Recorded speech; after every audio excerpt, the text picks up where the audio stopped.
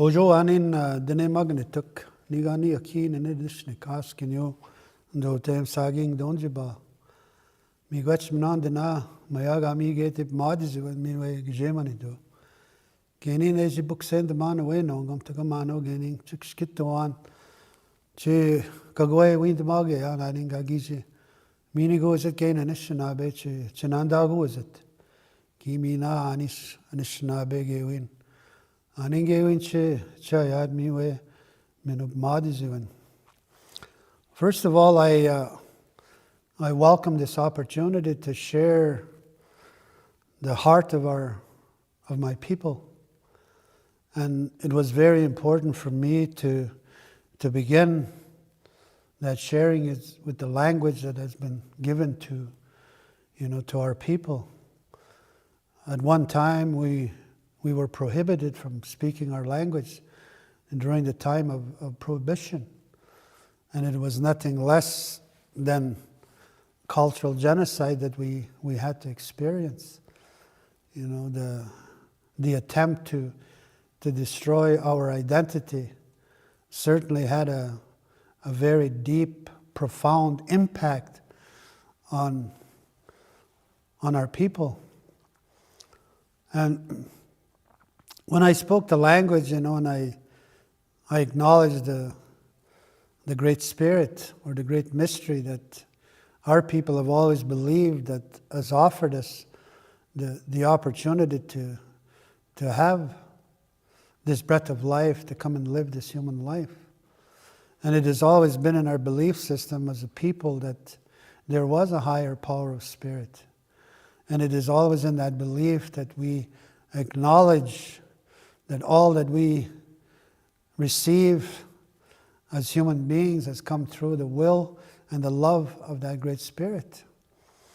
But also that love was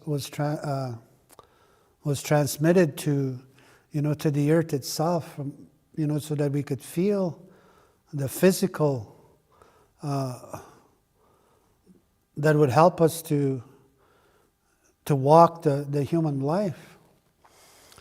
And when we acknowledge the Creator, we say, thank you, Great Spirit, Great Creator, that you've given us a way of life that would help us to heal. During our times of sickness, during our times of trauma, we know and believe that the Great Spirit has given us a way on how to receive the help that we need when it comes to dealing with our mental, emotional, physical, or spiritual help that we need. And it has been the way of our people to always approach healing from a holistic sense. And we begin with understanding that spirit is where everything begins with. That spirit, begins to help us to know our identity and who we are as human beings. And that spiritual understanding that we have and believe in, is very strong in terms of that we believe that there is a great spirit. And that is what has helped our people to survive, knowing and believing that the Great Spirit has a dream for us, has a vision for us that we would come to fully realize, the gifts that we were given as a people, that it would be the will and the love of the Creator that we would find our rightful place in our homeland. And in finding our rightful place in our homeland, we would share teachings, we would share a knowledge that we believe and know today that need to be heard, around the world. If we look at the reality of the world that we're living in today, we're reflecting a world that is in opposition of spiritual law, of spiritual understanding. When we see and continue to witness the violence that we're witnessing today, it's only a reflection that people are lost, that they're misguided for whatever reason. And when our people, go to our healers and our medicine people, the first thing that that the elders will ask an individual, and they say in our language, "Oigonengi. Translated, it means, what is your dream? What's your vision? And if you have a dream and you have a vision and you share it with the elders, and the elders said, and they would say, you're beginning to know who you are, which is very important when it comes to healing, that you know who you are, that you understand your own identity that you have, as a human being. And if we look at the world today, and we see again, what man is doing to the earth, and until we find a way to make peace with the earth, we're going to continue down that road that is self-destructive. The whole economic system that we are living under today, is about destroying the world itself, destroying the earth for the sake of, having an economy. It's a money-based concept rather than, having a relationship with the earth that would provide what we needed in order to be able to live and to survive. And in the language, in our words that we offer to the Spirit and to the land, and we say to Mother Earth, in our language we say "Meteke," which means kind-hearted Mother Earth, kind-hearted Mother Earth, because she is a full reflection of that kindness and the love that she has for all life. And we say, "Mother Earth, we know that we have not done well. We know that you are hurting. And we know that, changes have to be made. But we also acknowledge that the earth itself has the power to bring us into submission. That the earth has the power to reveal the illusion that we're living under in terms of what is in opposition of spiritual and natural law. She's going to expose it even more, through the forces that she holds, through the water, through the wind, and through the fire itself. And Mother Earth, they say, is going to shake, and that shaking can happen, through earthquakes, through volcanoes and, things like that. But we're going to see more and more natural occurrences that hopefully are going to try to wake us up from this insanity and this nightmare that we're living. And we will never be able to heal properly until we're able to find our way back to the land, to go and seek the healing that we all need. And it is the land that can provide what we need in order to heal. And the old people, they always say, if you want to heal and if you want to learn about life, then let me take you to the land, and the land will heal you. And that's an absolute truth that our ancestors had lived and had lived by. That within the land, we're provided whatever we need in order to live and to survive. The land provides us water. The land provides us food. The land provides us medicines that we need that could help us to heal. The land provides us teachings that are reflected in the natural laws that would help us to find our own balance in life. And if we look at all the different methods that are available for man, and we see, Western type approaches, and primarily their concern is to medicate people, to deal with the pain that they may have. They never get to the root of the problem. And the root of the problem has to begin with understanding the Spirit. Are we living the truth of our own identity that is found within the Spirit in each of us?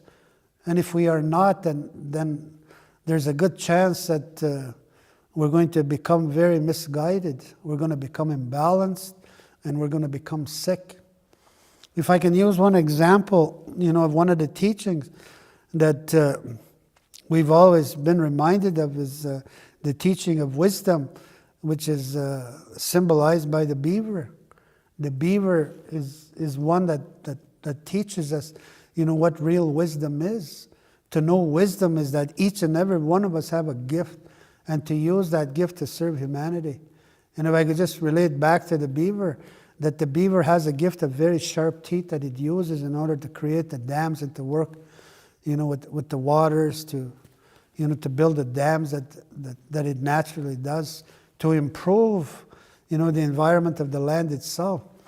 So if a beaver decided, to not use its gift of its sharp teeth and lay on the shore and allow the other beavers to do all the work, eventually that beaver his teeth would grow very long, and he wouldn't be able to eat. He wouldn't be able to use the gift that he had been given, because he abused it by not using it, not using the gift that he was given.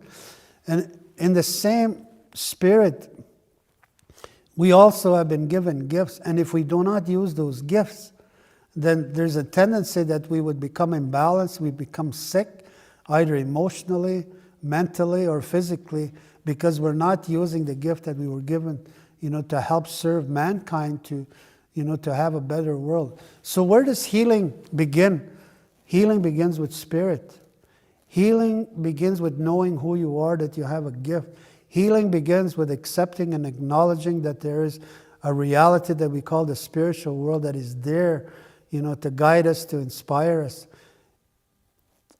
Healing begins with knowing what our individual responsibilities are, the duties that we have been given on how to be a woman and how to be a man. If we do not act out those duties and responsibilities, and again, we can find ourselves, imbalanced, and we would not be healthy. So if we go back to the spirit and understand how important that the spirit is. When I said earlier, the elders say, "What's your dream? What's your vision?" That is a spiritual question. That the dreams that we receive come from spirit. It does not come from another human being. It comes from a higher source of influence that we call the spirit. That's why the young boys are sent to the land to go and seek their vision that would give them purpose and meaning in life. And then they begin to find balance, and they know where to go when they don't feel good. They know where to go if they feel unhappy, depressed. They run to the land to go and be with the land itself, because it's the land that really offers the real healing that we're looking for. And the old people say, take time, to go and lay on the earth and feel the warmth that comes from the fire that is at the core of Mother Earth, that you can feel the warmth that comes from the land itself, that we're encouraged, to take as much opportunity to walk on the land, to lay on the land. That's all about healing. And the land, has these beautiful gifts, that of medicine that we can use, natural medicines, in dealing with whatever sickness that we may be inflicted with. And the old people say that for every sickness that we find that we are dealing with today, that there is a medicine on the land. And even though that, we may not know it today, but still it's on the land. The medicine that we need in order to heal can come from the land. And that healing is not only about physical support that the earth can give, but that spirit that you feel, from the land itself, is where, we begin to have a much greater chance of having a healthy life and a balanced life. So when I speak and talk about our perspective and our understanding of healing, and the old people in the language, they say, and they thank the Creator, "ʔʔʔ ʔʔʔ Creator, we thank you for the blessings on what would help us to heal. And it is always in the land itself that we would find that help, but in union with the Spirit. It has to be in union with the Spirit. You have to have the Spirit and the courage to change your life and to accept your own destiny that is defined within the Spirit that is in you. Everyone was given a purpose. No one was denied, a purpose and a meaning to their life. Everyone has it. But we create a world today, and we're all encouraged to live, a way of life that denies that freedom to be who you are. And that's what's happening, I believe, with a lot of young people today. Recently, there was a study that was revealed here in this part of the world, in Canada, that there was over 2.6 million young people in a state of depression. That's a mental illness. And Western medicine has not found a way to deal with that. Amongst the First Nations people, the Indigenous peoples, we have the highest rate of suicide. And there are three things that are affecting the young people today. Is aggression that has turned violent, and they become violent against each other, even taking their own lives. That aggression of anger, is what a lot of young people are facing. And the second one is the depression, that young people are going through, that they have have lost the value of life, and they're very, very depressed, which the recent study has confirmed, that all these young people are depressed. And it doesn't take much, to see and to realize why a lot of the young people are depressed. I believe that one of the main reasons is that because they're very unsure of their future, because of what they're seeing in their world. So they go into a state of depression because, no one seems to be listening to what the young people want to say. So they're feeling denied, to express their feelings and to express, their voice. And the other thing that's affecting a lot of young people is addictions. And addictions come in many different forms. And drugs, that are there, legal and illegal, has helped contribute to a loss of life, a loss of understanding, of living a good life. So how do we begin to deal with these symptoms? And through the knowledge and the wisdom of the elders, they say we have to get to the root of the problem, the root of the challenge that we face. And it begins with knowing, understanding, and accepting, and acknowledging the influence of spirit and how it can impact, our greater opportunity for us to heal. And that spirit, is defined by that relationship that we have with the spirit through our dreams. Because all the dreams that we have are influenced by the spirit itself.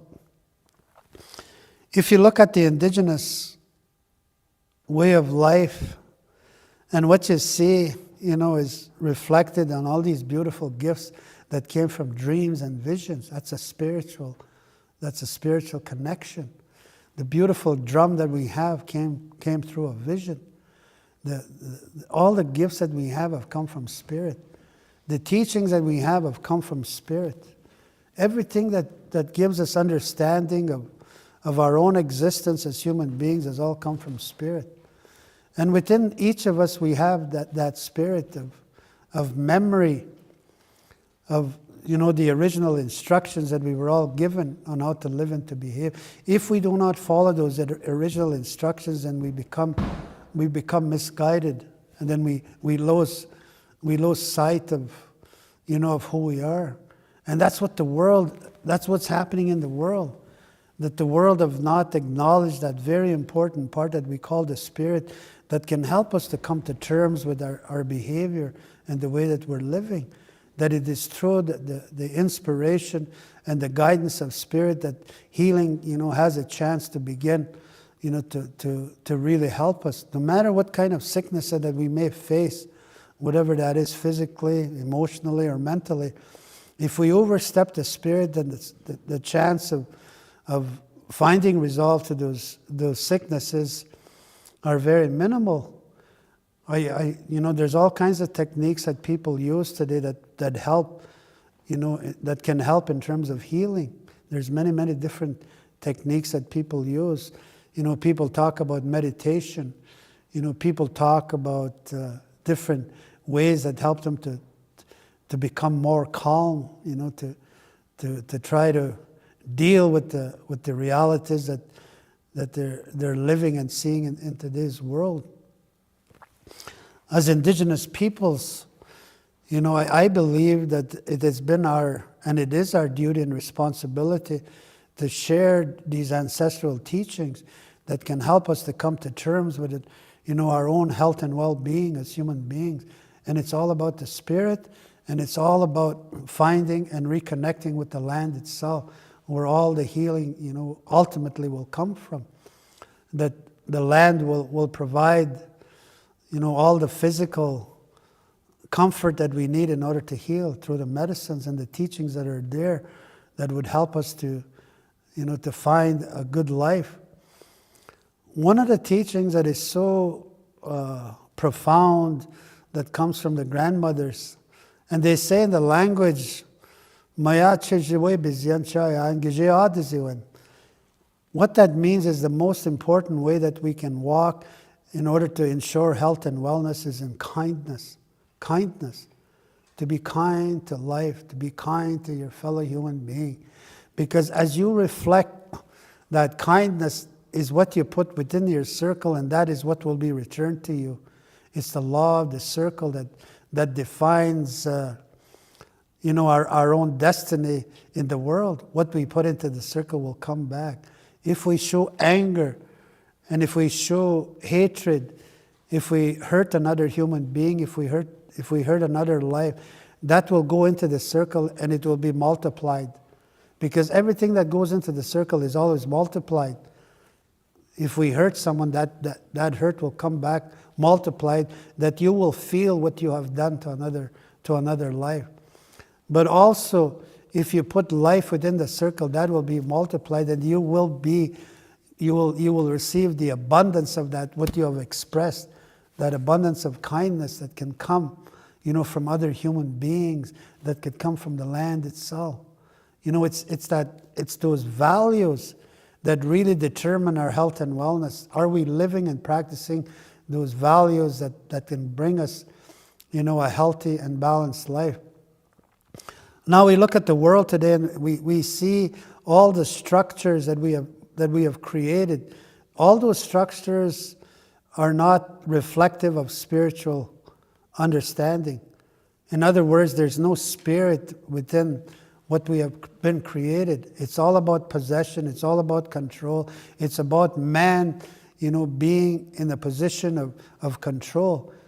In the heart of the Indigenous people, we know that we don't own anything. We can't control anything in terms of the land itself, that we owe our existence to the land itself. And when we're able to reach that level of showing a simple act of gratitude by saying thank you to the earth hears that, and then she provides. She provides what we need in order to be able to live and to survive. And the teachings, again, you cannot treat the earth, reflecting greed. It's not going to work, because the earth does not operate, in reciprocating those negative values that we tend to, to reflect to the earth. If you look at the world today, what we see is, that greed has overtaken man, and we find the people that are on top of the food chain are not necessarily people that have a close relationship with the land. What they're concerned about is the wealth that they will generate by exploiting the resources of the land. And there's no time that they give to the earth to show any gratitude, to go to the earth and say thank you for what you have provided. And the other important law that would ensure health and wellness is that you never take more from the land than what you need. If you take more, then you're going into that environment of greed, and you'll never satisfy that. You will never satisfy that value of greed. It will never be satisfied.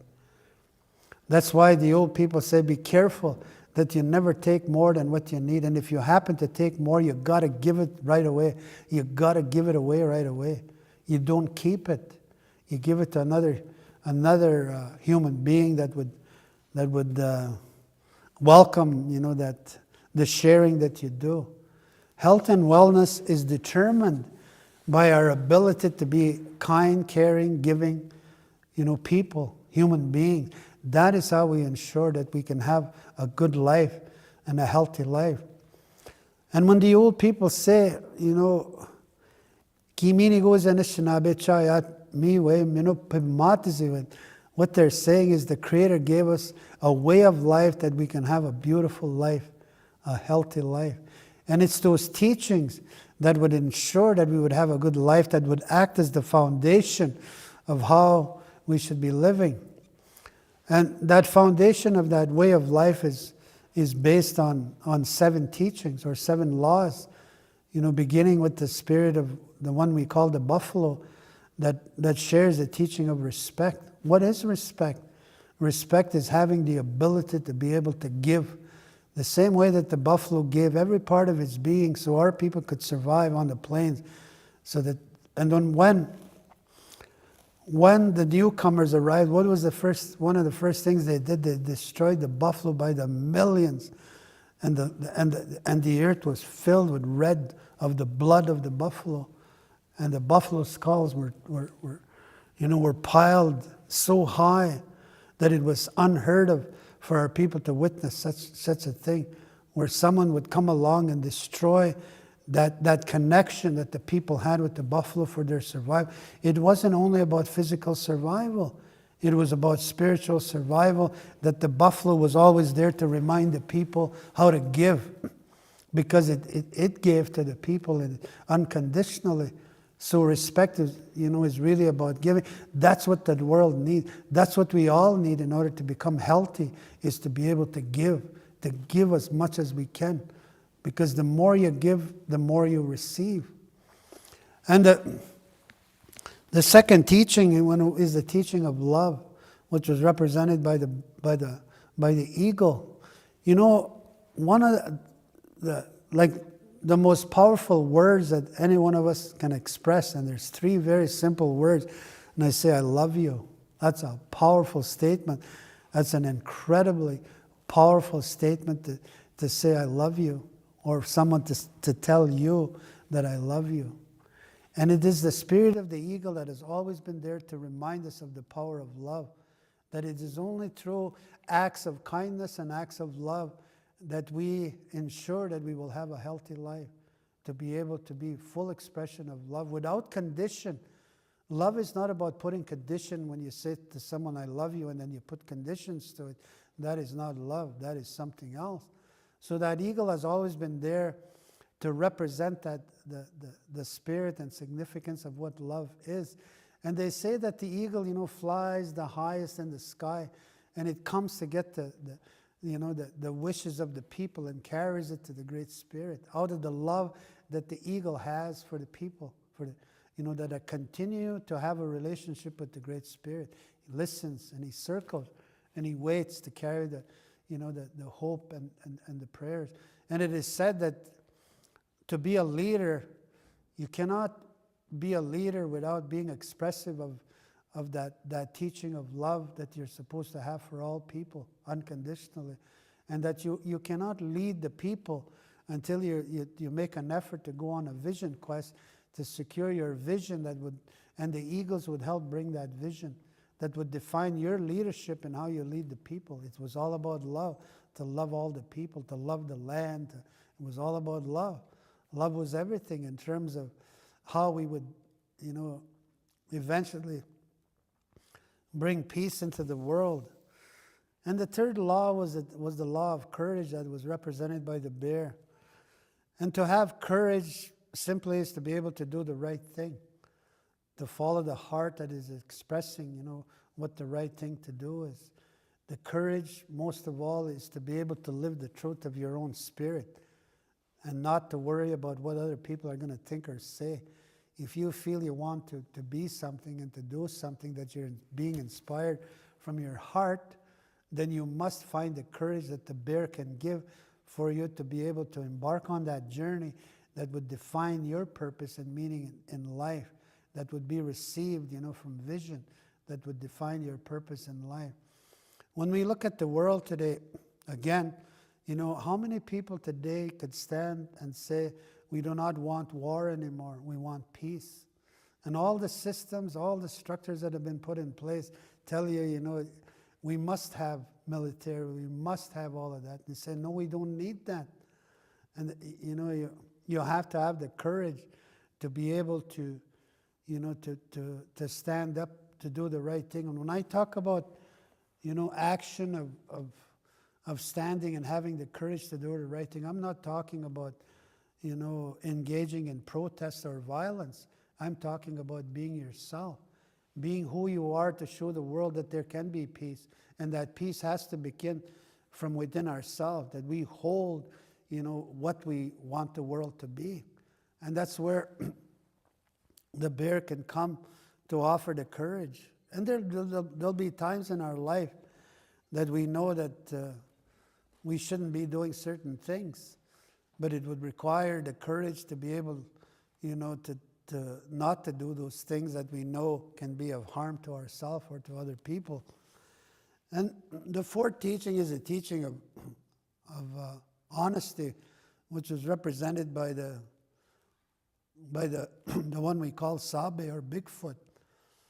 And to be honest is really very simple, and that is to be true to your word and to follow the voice of your heart as it's expressing, what and how to be honest. That if you say that you're going to do something, then you be true to that. You be true to your word. And the old people would say we don't need documents that we need to sign of any agreement that we may reach, that we have agreed together that this is what we will do. That is following the real true spirit of that Sabe, to be able to speak from the heart and to be true to the words that are spoken of anything that we may agree to. And to be really honest to yourself is to be honest to the spirit that carries your identity and who you are. To be true and honest to your spirit. Who are you? When you wake up in the morning, when you look in the mirror and say, who am I? Well, I am this. And then can you walk and be honest about your identity and who you are? Or are you afraid to be who you are? So that Sabe is, or Bigfoot, is a really important support that we need in our life, and that is to be honest. One of the greatest compliments that we can get from our community, and they'd say, there goes an honest person. And the moment that you hear that, you want to be near that person, because you know that person that is being honored by the community as being honest, that person is going to be true to you. It's going to, whatever agreement that you have with that person, you know that it will be true, that it's going to happen. And that person will also be honest with you in terms of guidance that you may need in life, which really comes to the elders, and particularly the grandmothers. The grandmothers will be honest to you. If they feel that you've been misguided, they will be honest with you, and they said you're not following the path, and they will help you to find your way back. But they will be honest with you in terms of the changes that you need to make. And the fifth teaching is the teaching of wisdom that I shared earlier about, that wisdom is to know that you have a gift and to use that gift to serve humanity. That's to serve your people, to serve your family, to serve the nation, to serve humanity and helping to create a better world by using the gift that you have been blessed with. Because all gifts that we have been given by the Creator are gifts to help serve the will of the Creator, which is to bring peace and love into this world. And all of us were given gifts that could help complement, the work that has to be done in order to, to create a much more peaceful world. And the sixth teaching is the teaching of humility that's represented by the wolf.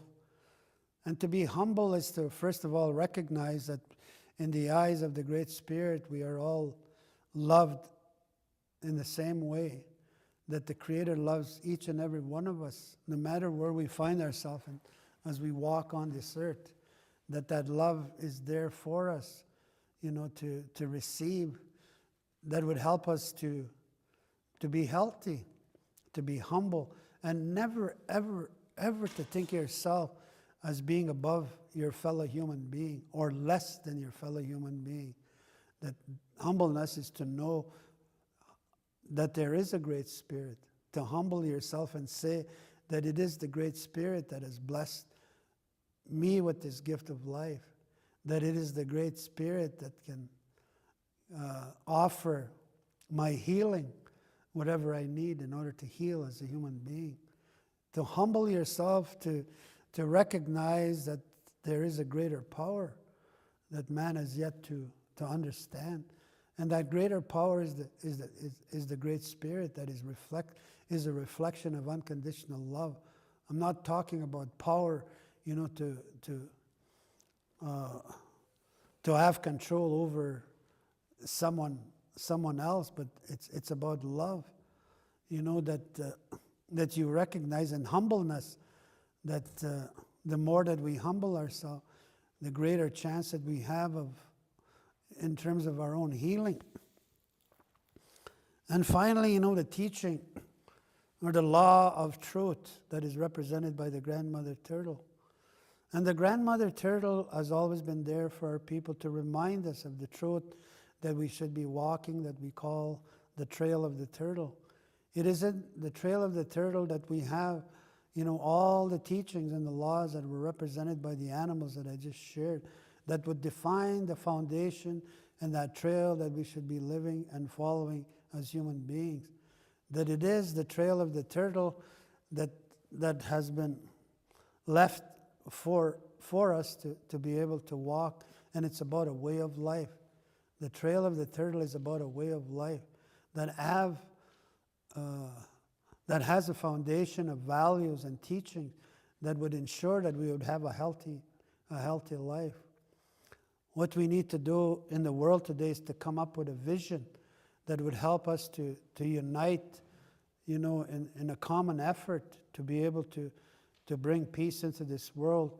And the biggest challenge that we have today is to put our children in the center of our lives, to be given the truth of their own being, and to help ensure that they also have a connection spiritually, which is where I believe that Indigenous people can have a significant role to bring greater understanding of the significance of spirit and what spirit is and how that it can influence all of us to reach a much more healthier life. And in that knowledge that the Indigenous people have, it's also what is included in that is the protocols that would help us to reconnect with the land, that could also help in the process of healing, that the land can heal us with the medicines that it can provide. It can heal ourselves and create a perspective for us, that can help us to find, a better mental condition, a better emotional condition. The more we spend on the land, the greater chance and opportunity that we have, to find real healing that we all need. So my message here today is more to inspire our fellow human beings to take the time and give an opportunity to the Spirit itself to be a part of one's healing that they're seeking, but also to maximize opportunities, to go to the land, to be a part of the land, to be able to hear the truth of the land that she expresses, how we should heal, because ultimately we will never heal as human beings until we're able to perform true acts of kindness that reflect the peace that I believe that we all need in this world. So that would be my encouragement to those that are listening. Stop and consider, the contribution that Indigenous people are willing to make. Come to our lodges. Come to hear the elders and the knowledge keepers of our people, because we are more than willing to share what we have, because nothing, again, belongs to us. The knowledge that we have was meant to share to the world. And what has taken us thousands of years to evolve it, we're more than willing and ready to share those teachings. So I leave that invitation to those that are concerned about healing, to find the lodges of the indigenous people in this part of the world, to take and make an effort to come and be a part of that environment that will really help in one's personal healing, in coming to terms with their own identity, and living your identity as a person is really what will bring about real balance and harmony in one's life, is once they find out the gifts that they have and the vision that they carry, because everyone was given a vision. Everyone was given a song to sing, but we don't sing the song that would help invite the Spirit to come within our presence to guide us of the work that we have been given by the Great Spirit, to create a better world.